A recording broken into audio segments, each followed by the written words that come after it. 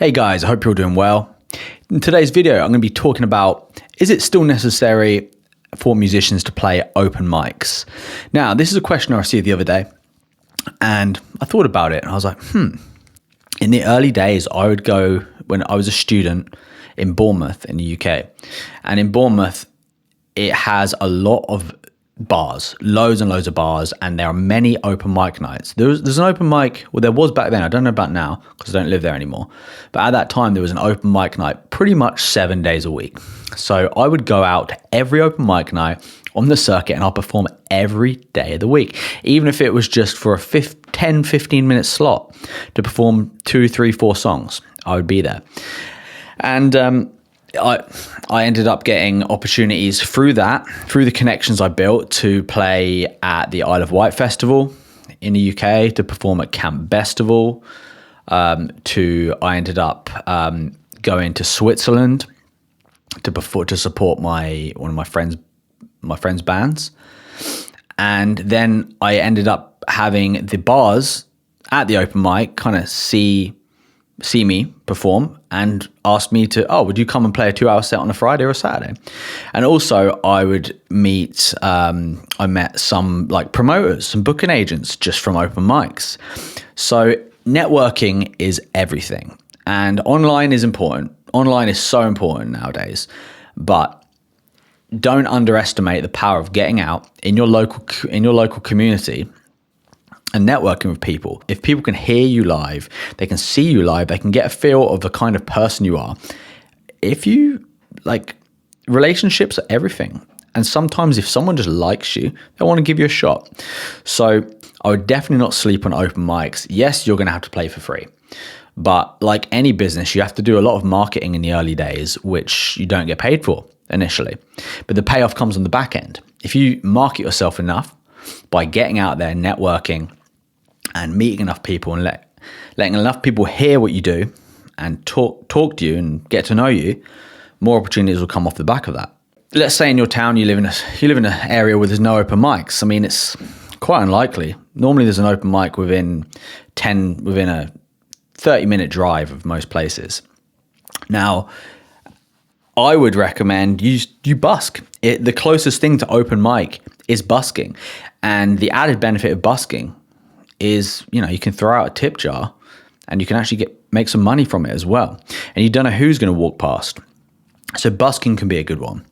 Another way could be doing house concerts. Ask your friend or family member, hey, I'd like to do a concert around your house. Let's get a few mates around and we're going to perform.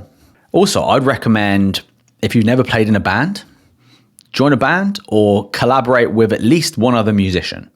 You could do like a duo or a trio, or if you want to form a full 4 or 5 piece band, it's so much fun. And being able to jam with other live musicians as well is a really great experience, and it can improve your musicianship a lot. And off the back of that, you may have the opportunity to play gigs as well. Now, playing in a band does come with some drawbacks.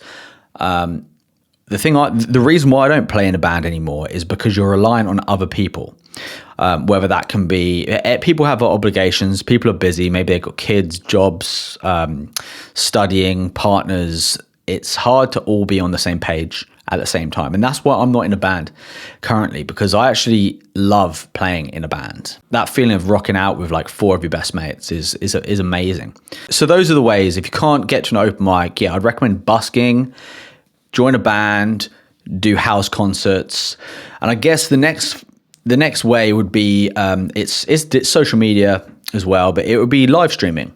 You can still get that audience feedback from live. You can do a living room concert. During the pandemic, a lot of people who couldn't go to bars because they were all closed, they actually played gigs in their living rooms and just streamed it on YouTube or Twitch or whatever streaming service they use. And then that way they can still, you can monetize, you can get super chats and monetize the live gigs and get some feedback, and you still get to perform.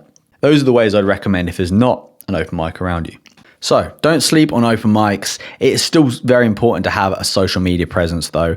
Definitely get your website together, make sure you're active on at least one platform. I'd recommend YouTube, probably above and beyond all of them, closely followed by Instagram, and then Facebook. I'm most active on YouTube because I like long form content, and this is just the platform I feel most native to.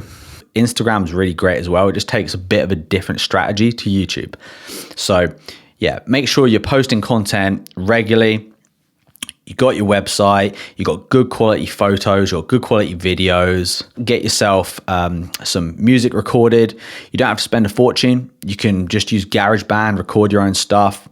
You can get it mastered using a tool called eMastered, which is very cheap, like mastering program. It doesn't have to be expensive. You can learn how to produce your own stuff. You don't have to spend a fortune going to recording studios. And that way you can get your music out there online. But don't sleep on open mics. They are very, very valuable.